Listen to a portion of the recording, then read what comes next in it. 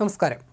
India Bangladesh സമഗ്ര സാമ്പത്തിക സഹകരണ കരാറുമായി ബന്ധപ്പെട്ട് ചർച്ച തുടങ്ങാൻ സന്നദ്ധത വ്യക്തമാക്കി പ്രധാനമന്ത്രി നരേന്ദ്രമോദിയും ബംഗ്ലാദേശ് പ്രധാനമന്ത്രി ഷെയ്ഖ് ഹസീനയും തമ്മിൽ കൂടിക്കാഴ്ച നടത്തി.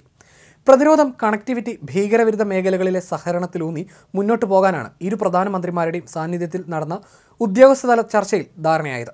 ബംഗ്ലാദേശ് പ്രധാനമന്ത്രി ഷെയ്ഖ് ഹസീനയുടെ ദ്വിദിന ഇന്ത്യ സന്ദർശനത്തിന്റെ അവസാന ദിനമായ ശനിയാഴ്ചയാണ് മോദിയും ഹസീനയുമായി കൂടിക്കാഴ്ച നടത്തിയത്. ബംഗ്ലാദേശിൽ നിന്ന് ചികിത്സ ആവശ്യത്തിനായി ഇന്ത്യയിലെത്തുന്നവർക്ക് മെഡിക്കൽ വിസ നൽകുമെന്ന് പ്രധാനമന്ത്രി പ്രഖ്യാപിച്ചു. സമഗ്ര സാമ്പത്തിക സഹകരണ കരാറുമായി ബന്ധപ്പെട്ട് ചർച്ച തുടങ്ങാൻ സന്നദ്ധരാണെന്നും സംയുക്ത വാർത്താ സമ്മേളനത്തിൽ ഇരു നേതാക്കളും പറഞ്ഞു.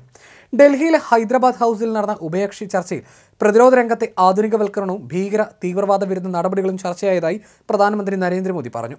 തീസ്ത നദി സംരക്ഷണവുമായി ബന്ധപ്പെട്ട് സാങ്കേതിക വിദഗ്ധ സംഘത്തെ ബംഗ്ലാദേശിലേക്ക് അയക്കുമെന്നും പ്രധാനമന്ത്രി അറിയിച്ചു. തീസ്ത നദീജലം പങ്കിടുന്നതുമായി ബന്ധപ്പെട്ട് ബംഗ്ലാദേശ് പദ്ധതി തയ്യാറാക്കിയിരുന്നെങ്കിലും ബംഗാളിൽ മമതാ ബാനർജിയുടെ എതിർപ്പിനെ തുടർന്നും ഇന്ത്യ ഇതിൽ ഒപ്പുവെച്ചിരുന്നില്ല. 2026 കാലഹരണപ്പെടുന്ന ഗംഗാ നദീജല കരാർ പുതുക്കുന്നതുമായി ബന്ധപ്പെട്ട് ഇരു രാജ്യങ്ങളും സാങ്കേതിക വിദഗ്ധതല ചർച്ച നടത്താൻ മുൻകൈയെടുക്കാനും തീരുമാനമായി.